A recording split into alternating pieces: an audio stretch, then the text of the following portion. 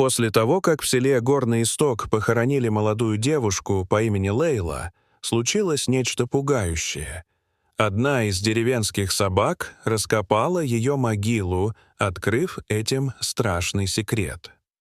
Дорогие зрители, напишите в комментариях, где вы находитесь. Нам правда интересно узнать, из какого вы города. Приятного просмотра. Большинство жителей села жили бедно. В этом же месте росла девушка по имени Лейла, с малых лет невероятно красивая. Когда ей едва исполнилось 4 года, погиб ее отец и мать, несчастный случай унес их обоих. С тех пор у нее никого не осталось, кроме дяди и его супруги. Но жена дяди не желала видеть ребенка в доме, а сам он с трудом обеспечивал собственных 4 детей. Он хотел воспитать племянницу, но жена категорически была против. В селе жила пожилая бедная женщина по имени Марта. Она была почти глуха, но обладала необычайно мягким, добрым сердцем. Все в Горном Истоке знали ее как скромную старушку.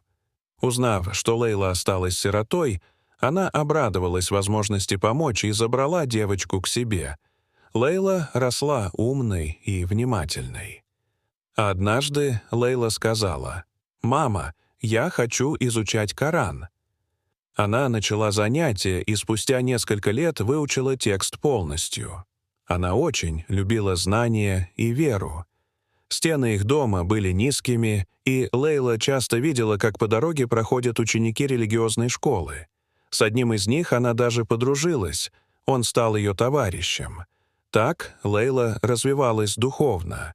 Постепенно она не только выучила все на память, но и овладела чтением и письмом. Она стала читать множество религиозных и познавательных книг. Лейла не просто училась, она применяла знания в жизни. Марта старалась воспитать ее лучшим образом.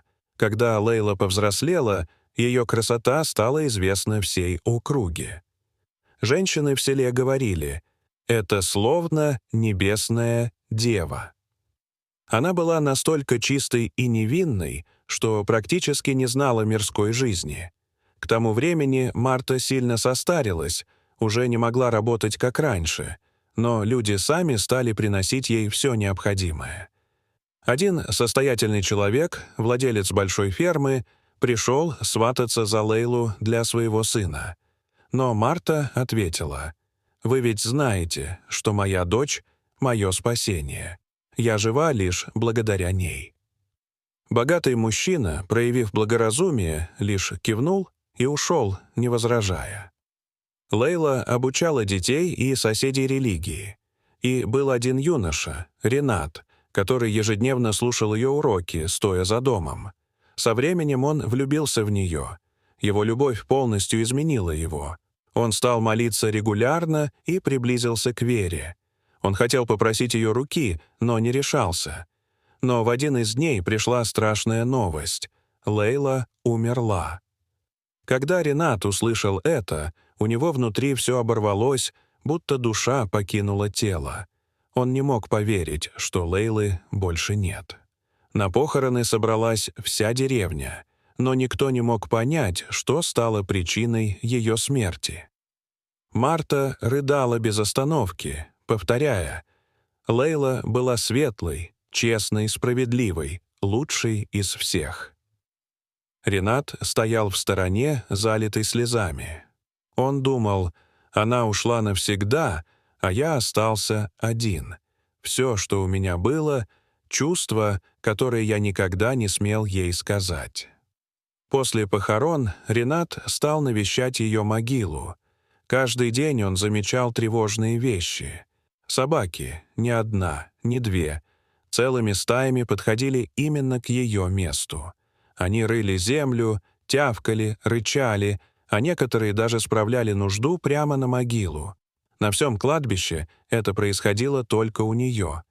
Ренат ежедневно прогонял животных, приводил в порядок могилу, но они возвращались снова и снова.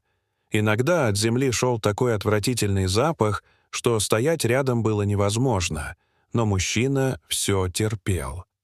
Постепенно слухи распространились по всей деревне. Люди стали обсуждать, почему животные ведут себя так дико именно у могилы девушки. Старейшины и религиозные наставники собрались на совет. Они не могли объяснить происходящее. И хотя Ренат ежедневно выгонял собак, они упорно возвращались. Некоторые старики начали говорить: «Наверное, эта девушка совершила немалый грех, иначе ее могила была бы спокойной». Но нашелся один человек, который решился сказать вслух намного страшнее. «Я думаю, она вовсе не была такой чистой, как все говорят». Он уверял, что красота Лейлы — доказательство ее испорченности.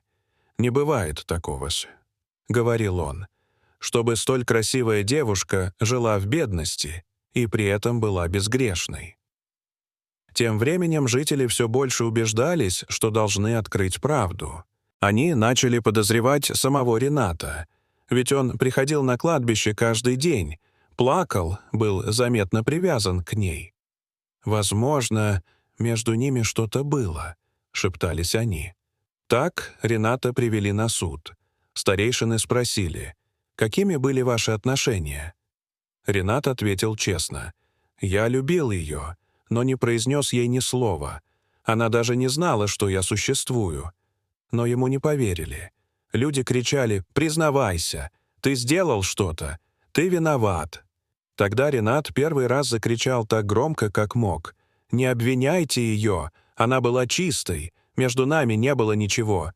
Я любил в тишине, потому что знал, что недостоин ее». Разгорелись споры. И вдруг на собрание пришел Рашид, сын известного религиозного наставника Омара Каримова.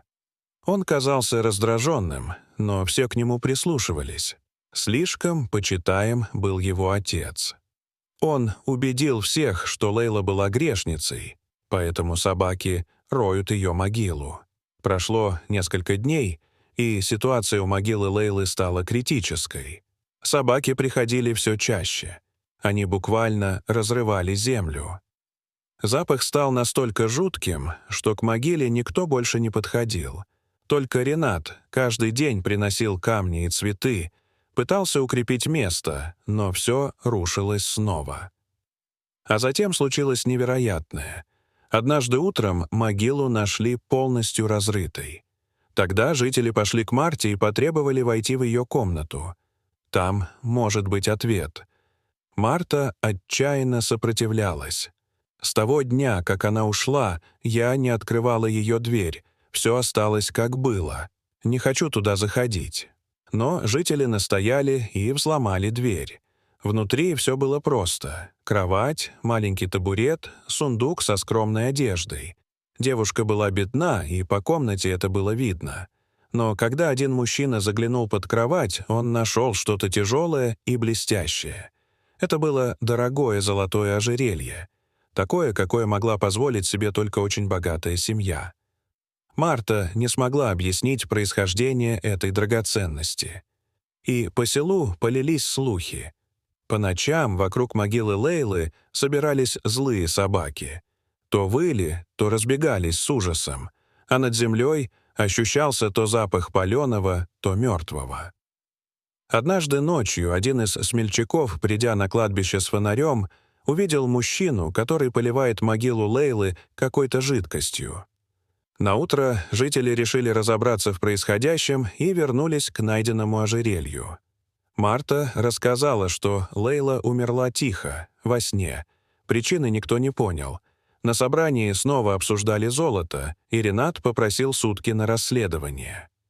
На следующий день он объявил: ожерелье принадлежит Рашиду, сыну Омара Каримова, а Лейла невиновна. Рашид под давлением отца признался. Он любил Лейлу, предлагал ей брак, но она отказала. Уязвленный гордыней, он проник в дом ночью, отравил ее и подкинул ожерелье, намереваясь опорочить Лейлу. Село онемело. Омар Каримов сказал, что сын должен понести честное наказание. Старейшины решили: Рашид обязан публично покаяться и 5 лет работать бесплатно на благо жителей. Рашид принял наказание и трудился бок о бок с обычными людьми, впервые познав тяжесть настоящего труда. История Лейлы стала уроком для всей деревни. Истинная ценность человека в чистоте сердца, а не в богатстве. Могила девушки превратилась в символ достоинства и справедливости, а жители долго повторяли: «Честь дороже золота, золото можно потерять, честь — никогда». Дорогие зрители, что вы думаете об этой истории? Расскажите, пожалуйста, в комментариях. А если вам понравилось это видео, то ставьте лайк и подписывайтесь на наш канал. До свидания.